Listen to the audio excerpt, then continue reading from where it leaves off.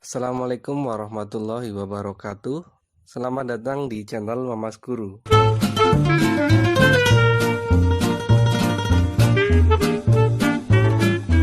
Pada kesempatan kali ini, saya akan menjelaskan mengenai jarak garis dengan bidang. Jadi, jarak garis dengan bidang yang akan kita bahas. Nah, di sini tentu adalah kasus yang garis dengan bidang yang harus sejajar. Kenapa seperti itu? Kenapa kalau tidak sejajar? Kalau tidak sejajar, otomatis kalau garisnya nanti diperpanjang, ya, itu akan berpotongan atau lebih tepatnya menembus bidang. Misalkan ada sebuah garis dan sebuah bidang yang posisinya sejajar. Kita namakan garis P dan bidang alfa. Maka langkah untuk menentukan jarak dari garis P ke bidang alfa ada beberapa langkah, yaitu yang pertama adalah pilih sembarang titik pada garis P. Misalkan titik A. Jadi kita milih titik pada garis P bebas, ya. Misalkan titik A seperti ini. Kemudian langkah selanjutnya adalah proyeksikan titik A pada bidang alfa. Jadi kalau diproyeksikan itu artinya ditarik tegak, ya, lurus dengan bidang. Misalkan ditarik tegak lurus sampai di titik B seperti ini, ya. Dari A tarik garis tegak lurus dengan bidang, misalkan nanti akan menembus titik B. Karena dia proyeksi maka harus tegak lurus, ya. Jadi garis AB nanti tegak lurus dengan bidang alfa. Selanjutnya, pilih garis yang sejajar dengan P tapi yang melalui B. Jadi kamu buat garis yang seperti P, arahnya sama, ya, sejajar, tapi harus melalui P. Nah, misalkan seperti ini, kita namakan sebagai garis G. Kemudian, jarak garis P ke bidang alfa, berarti kan sama aja seperti ini. Ya kan, itu kan nilai jaraknya. Berarti sama saja panjang apa? Sama saja panjang ruas AB. Nah, kira-kira seperti itu ya kalau kita ingin mencari atau menghitung jarak antara garis dengan bidang. Nah, ini saya berikan contoh soal yang kaitan dengan jarak garis ke bidang. Ini yang mudah memang kasus pada kubus ya. Misalkan ada kubus ABCD EFGH dengan panjang rusuk 8 cm. Tentukan jarak antara yang pertama BE dengan CDHG dan yang kedua FG dengan BCHE. Oke, sekarang kita lukis dulu kubusnya. Kita bahas dulu yang A. Kita lukis dulu kubus ABCD EFGH seperti ini, ya, dengan panjang rusuk 8 cm. Kemudian, ya, kita buat lembar untuk menjawabnya. BE ke bidang CDHG, ya, kita lukis dulu BE, ya, itu yang diagonal bidang. Kemudian bidang CDHG, nah berarti otomatis itu bidang yang bagian belakang, ya, sisi yang belakang. Kemudian seperti tadi kita pilih titik sembarang, ya. Jadi pada garis BE kita pilih titik sembarang. Ya, mudahnya ya milih B atau E saja yang sudah ada, ya. Misalkan saya pilih titik E. Maka titik E ini harus kita proyeksikan ke bidang CDHG, ya. Nah, seperti ini. Berarti nanti jarak antara BE dengan CDHG ya sama aja E ke CDHG. Ya, kurang lebih seperti ini kalau dilukiskan. Nah, gitu ya. Jadi sepanjang garis biru inilah jarak antara E ke bidang CDHG. Kenapa seperti itu? Karena EH, nah itu kan tegak lurus, ya, dengan bidang CDHG, ya. Selanjutnya, ya, saya buat garis yang sejajar. Tadi kan ada petunjuk kalau sudah terbentuk proyeksinya, buat garis sejajar dengan garis yang kita hitung, yaitu garis BE. Otomatis kalau pada bidang CDHG, garis yang sejajar itu ya CH, ya. Sehingga nanti jarak antara, nah, BE dengan bidang CDHG ya sama saja jarak titik E dengan garis CH ya. Berarti kalau kita perhatikan BEHC itu bangun apa? Masih ingat itu bangun persegi panjang, betul ya. Karena ini adalah bidang diagonal pada kubus. Kalau bidang diagonal berarti EH dengan HC memang sudah tegak lurus. Kalau memang sudah tegak lurus berarti jarak antara E ke HC ya sama saja panjang EH. Yaitu nilainya berapa? Ya karena rusuknya 8 cm, maka otomatis panjang EH juga 8 cm. Nah, itulah alur pemikiran kalau kita ingin mencari jarak antara BE dengan bidang CDHG, yaitu 8 cm. Nah, untuk memperjelas ya kasus tadi di mana saya mencari jarak antara BE dengan bidang CDHG, ini sudah saya gunakan simulasi 3 dimensi.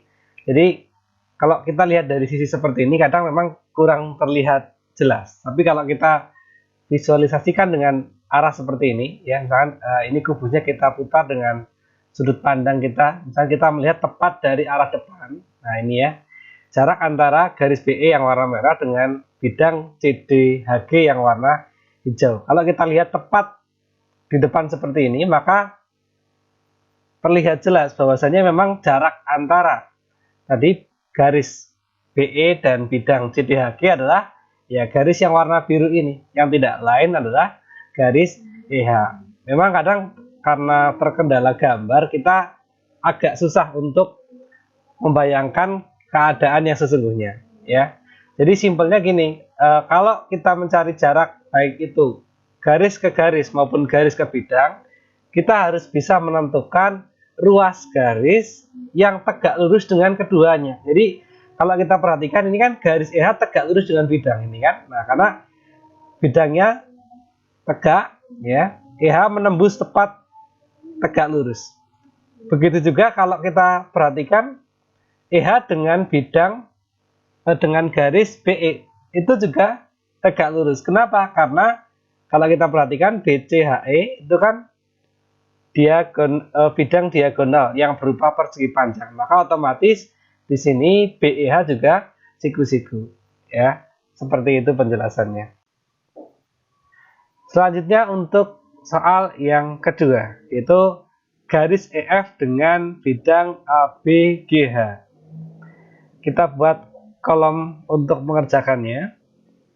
EF ya, kita lukiskan dulu EF. Nah, seperti ini. Kemudian bidang ABGH. Nah, ya.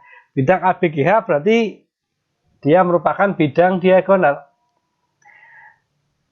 Kemudian kalau kita ingin mencari jarak antara EF ke bidang ABGH, berarti kita pilih ya salah satu titik di antara EF yang nanti akan kita proyeksikan. Ya, pilihlah salah satu saja di antara E atau F yang akan kita proyeksikan. Ya, pada kasus ini saya milih yang F saja. Ya, kalau kalian ingin milih E juga boleh.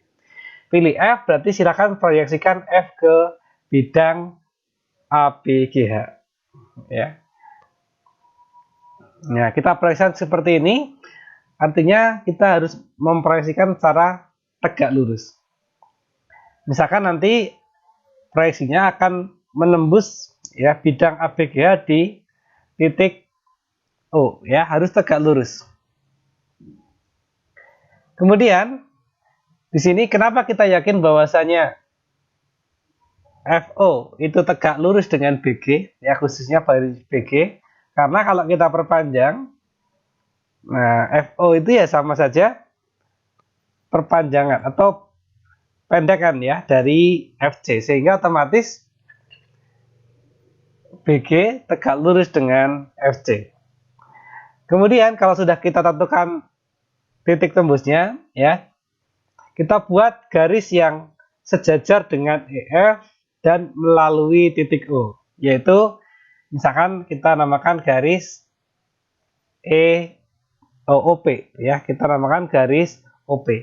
Berarti sekarang jarak antara EF dengan ABGH bisa kita simpulkan sebagai jarak antara F ke PO. Nah, seperti ini atau F ke OP. Kita tahu ya kalau pada gambar tersebut bahwasanya FO memang sudah tegak lurus ya dengan yang OP. Berarti kalau sudah tegak lurus seperti apa? Ya berarti jarak dari F ke OP ya sama saja panjang FO. Panjang FO berapa? Nah, kalau kalian perhatikan pada gambar itu kan FO itu setengah dari FC. Padahal FC itu 8 akar 2 ya. Diagonal bidang 8 akar 2. Berarti kalau setengahnya berapa? Otomatis panjangnya adalah 4 akar 2 cm. Berarti secara umum dapat kita simpulkan bahwasanya jarak antara EF dengan ABGH adalah 4 akar 2 cm. Seperti halnya soal nomor 1, ini untuk kasus yang soal kedua juga saya membantu memvisualisasikan dengan bangun 3 dimensi ya.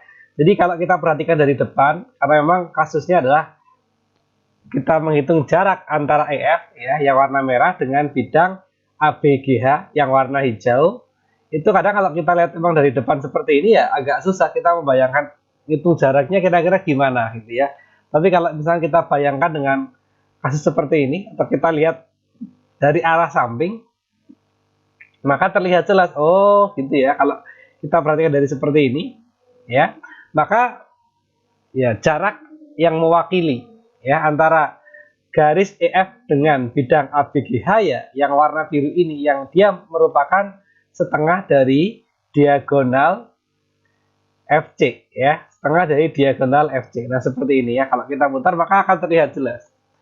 Nah, itu kadang-kadang kalau yang memiliki aplikasi GeoGebra di HP ataupun aplikasi matematika yang lain khususnya bangun ruang itu membantumu untuk paling tidak kita memang melukisnya tetap dibangun 2 dimensi tapi kita punya pemikiran oh nanti ini akan seperti ini kasusnya gitu ya. Jadi kita tidak akan salah dalam mengerjakan soal. Nah, kurang lebih seperti itu ya penjelasan untuk soal yang nomor 2. Kemudian untuk materi berikutnya yaitu kaitan dengan latihan soal ya jarak garis ke bidang. Ini sudah saya siapkan soal yang saya ambilkan dari bangun kubus saja ya. Yang contohnya juga tadi kubus lebih mudah. Jadi nanti kalian tinggal mengadopsi cara yang tadi saya jelaskan di bagian contoh untuk mengerjakan 4 latihan soal berikut. Ya, nanti kalau memang masih kesulitan silahkan dituliskan atau ditanyakan di kolom komentar. Seperti itu dulu untuk pertemuan kali ini, semoga bermanfaat. Mohon maaf bila banyak kesalahan. Assalamualaikum warahmatullahi wabarakatuh.